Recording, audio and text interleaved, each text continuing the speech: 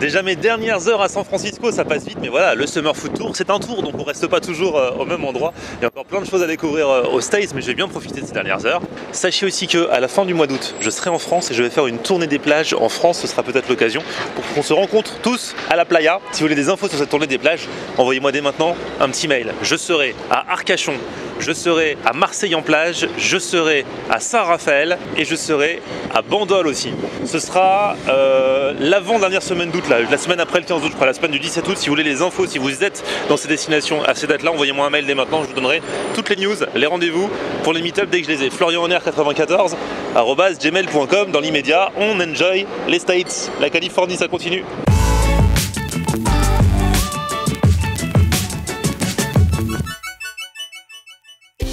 Salut tout le monde, bienvenue, un nouveau vlog aujourd'hui, toujours à San Francisco. Et San Francisco, on en monte des côtes, hein. On en monte et on en descend. Il y a plus d'une quarantaine de collines ici à San Francisco. C'est un petit peu comme à Lisbonne, au Portugal, mais en version maxi. Donc du coup, là ça monte et je me rends à Chinatown. Alors de Chinatown, il y en a dans toutes les grandes villes, à Paris, à Montréal, à New York et ailleurs, quasiment dans toutes les villes où je vais de par le monde, j'en visite. Mais celui de San Francisco a ça de particulier que c'est le plus grand Chinatown apparemment du monde. C'est la plus grande communauté chinoise hors Asie au monde. Il y a plus de 300 restaurants, c'est super grand. En fait, il y a eu une grande vague d'immigration chinoise en 1840 à partir de ces années-là parce qu'il y a pas mal de soucis en Chine. Et à partir de là, San Francisco est devenu un berceau, une terre d'accueil. Et le Chinatown s'est développé. Vous avez vu comment cette montée, elle était bien quoi. Ça fait faire du sport. Donc voilà, il y a des restos, il y a pas mal de choses à voir, à faire. Et il paraît qu'il y a encore plus de touristes au Chinatown qu'au Golden Gate Bridge où on était l'autre jour. C'est le point d'attraction, le point touristique numéro 1 ici à San Francisco.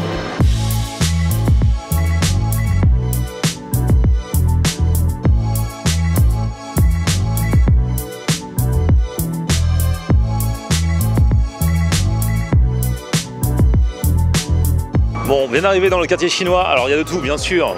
Moi j'ai une petite faim parce qu'en plus là il va être midi.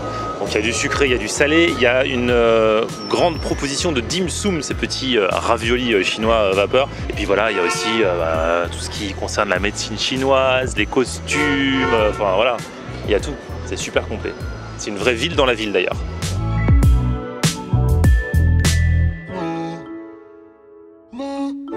J'ai lu qu'il y a une légende urbaine qui dit qu'il y a des sous-sols dans ce Chinatown ici. Des casinos clandestins, une économie clandestine, ça date du début des années 1900, c'est utilisé à l'époque pour aussi planquer les fumeries d'opium et tout, mais nul ne sait si c'est la vérité, en tout cas c'est ce qui se dit.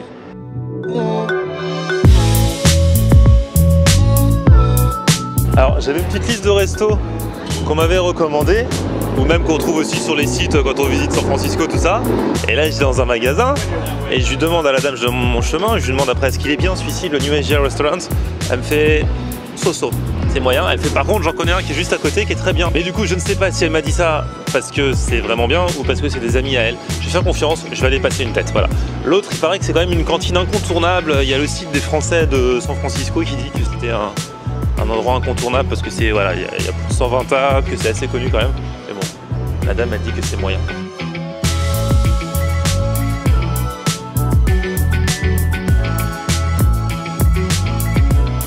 Bon du coup c'est ce resto, je me demande un peu, mais en même temps il y a plein de Chinois qui sortent. Vous savez ce qu'on dit sur les restaurants chinois. Il y a des Chinois qui y vont, c'est bon signe. Dans le resto aussi il y a beaucoup de Chinois, ça m'a été recommandé par une Chinoise, on va essayer d'aller ici. Alors c'est moins ambiance cantine que celui auquel je pensais aller, là c'est un truc, un joli cadre et tout, mais l'un n'empêche pas l'autre. Ça peut être joli et bon, on va voir. Et regardez ce qui vient d'arriver, un petit thé, enfin même un grand thé. En même temps qu'ils m'ont apporté le menu, ils amènent ça, c'est très gentil. Alors, je n'aime pas trop le thé, hein, c'est pas trop mon truc, mais c'est gentil. Alors ils ont quelques plats, quelques spécialités ici, comme par exemple le crabe salé poivre, ils ont du homard à l'ail. Pour ceux qui préfèrent la viande, il y a aussi des spécialités à base de viande. Tiens, bah là-bas, il y en a qui l'ont pris le fameux crabe. C'est vrai que ça a l'air plutôt appétissant. Si vous connaissez mon petit problème avec les fruits de mer, c'est dès qu'il y a des trucs à décortiquer, machin, les pinces et tout, bah, j'ai un petit peu de mal. Donc je pars sur une valeur sûre, poulet croustillant, le crispy chicken. Fermier ou pas fermier, l'avenir nous le dira. Et je suis curieux aussi de goûter le bœuf mongol, il paraît que c'est très piquant. Ils ont un bœuf aux oignons normal, bon voilà, et le bœuf mongol, il paraît que ça c'est très piquant. Alors le poulet croustillant, du coup c'est le crispy chicken, c'est à pas confondre avec le fried chicken, c'est pas du riz frit, c'est juste la peau qui est croustillante parce que laquée en fait. Voilà, c'est à cause de ça, du coup la peau se mange. Mais avant ça, je vais goûter un petit peu de ce bœuf mongol, on va voir s'il est si piquant que ça.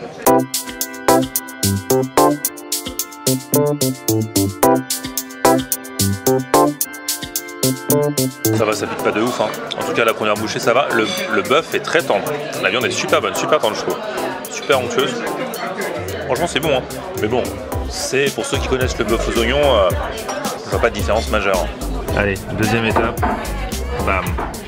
Petit poulet avec une peau bien laquée. Franchement c'est super bon, la peau est croustillante, trop bien. Bah, pour ceux qui connaissent le canard laqué, c'est la même chose mais en mode poulet cette fois-ci quoi. Je ne laisserai que les os et c'est servi avec des petites, vous savez, des petites chips de crevettes là. Ça va habituellement en entrée, mais est-ce que c'est vraiment aux crevettes? Ouais, c'est les chips qu'on connaît là.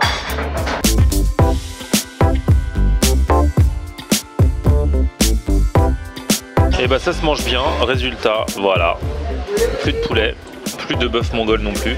Et là le truc c'est que je dois quitter San Francisco dans pas longtemps normalement.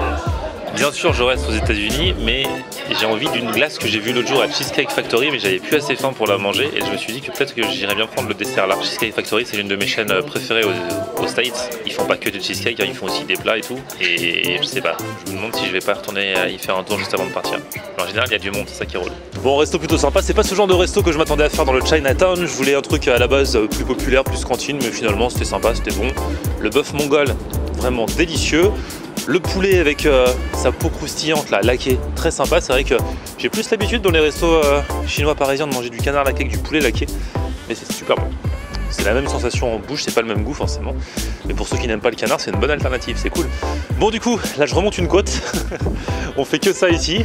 Je vais aller dans un autre quartier qui est pas loin, qui s'appelle Nob Hill, qui est un peu le quartier bourgeois on va dire, mais il paraît qu'il y a aussi un beau panorama de là-haut. Et puis ensuite, petit dessert goûté. Je pense, s'il n'y a pas trop de monde, à Cheesecake Factory. C'est vraiment mon QG quand je viens aux États-Unis, mais j'adore trop. Et ensuite, départ pour la prochaine étape.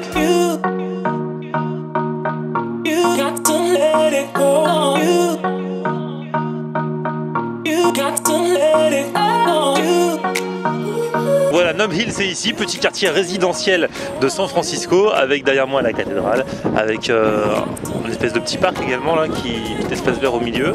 Et puis on est en haut d'une colline, Nob Hill c'est en haut, face à nous, il y a la vue. C'est ça qui est cool aussi quand on est au sommet de l'ascension qu'on vient d'effectuer, on a quand même de beaux points de vue, de jolis panoramas sur la ville, et ça c'est cool. Alors ce monsieur derrière là qui est en statue, c'est Tony Bennett, c'est un grand chanteur qui a notamment fait une chanson sur San Francisco qui s'appelle I Left My Heart in San Francisco, et s'il y a ce statut ici, c'est parce qu'on est devant un hôtel, et c'est dans cet hôtel que dans les années 60, il a écrit cette célèbre chanson, et c'est donc devenu l'un des ambassadeurs de San Francisco du coup, puisque la chanson a été popularisée. In San Francisco. D'ailleurs, quel est votre top, vous? Votre top de San Francisco au niveau musique? Moi, la première chanson qui me vient, c'est celle-ci. On l'avait chanté d'ailleurs sur le bateau là, quand on était parti faire la petite escapade en Angleterre. Il y a aussi, alors dans les chansons françaises, à l'ancienne, époque Baba Cool et tout, il y a celle-ci. San Francisco s'embrume, quand San Francisco s'allume. Et dans les chansons que tout le monde connaît, qui ont même été remixées il y a peu de temps, mais qui à la base c'est un bon classique, il y a ceci.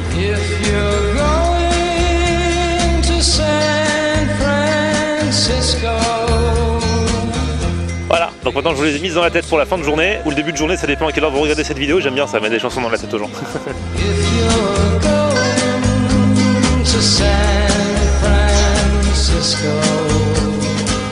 De retour à Cheesecake Factory. En fait, l'autre jour, je sais pas si vous avez vu l'intro de la 3e vidéo, je crois, ici à San Francisco. J'avais pris un petit smoothie parce que j'avais déjà mangé avant à Cheesecake Factory, et en lisant le menu, j'avais vu qu'ils avaient un hot fudge sundae. C'est tout bête, hein, un sundae vanille avec un coulis chocolat.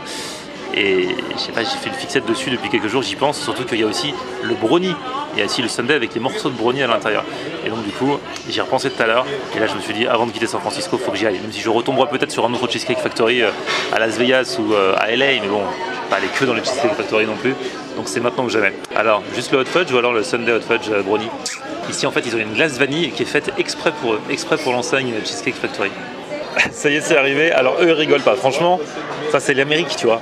Nous, quand on propose un sundae au brownie, c'est des petits morceaux de brownie dans un sundae. Là, bon, il y a les 2 boules de glace vanille, il y a de l'amande, il y a de la chantilly, il y a en plus des petits morceaux de chocolat dessus et carrément 3 parts de brownie. Le brownie qu'ils font ici à Cheesecake Factory. Bon bah écoutez les amis, je vais kiffer. Hein. C'est pour ça qu'il faut être en appétit. L'autre jour, je me sentais pas, tu vois, j'étais pas prêt. Là aujourd'hui, je le suis. Je goûte d'abord leur fameuse vanille. Elle est bonne, puis ça fait du bien, ça rafraîchit. Là, un petit peu de leur hot fudge, de leur sauce chocolat. Voilà, ça c'est de la sauce chocolat comme je l'aime, comme je la conçois. Celle que je veux, j'aime par exemple dans mes profiteroles. Là, franchement, si c'est des profiteroles ici, ce serait une tuerie. Hein. Parce qu'entre la vanille, la sauce, et j'imagine les choux. Voilà, un petit morceau de brownie.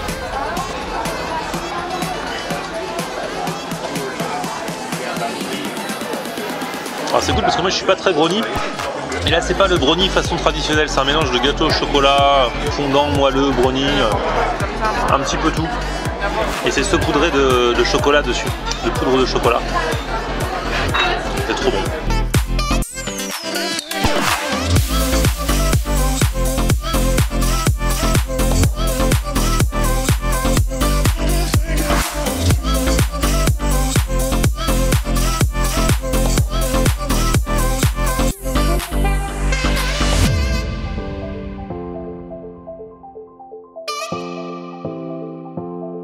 Franchement c'est super bon, je regrette pas du tout mon choix, mais c'est des ouf de mettre autant de brownie quoi, ça c'est quand même du chocolat, c'est fort en chocolat.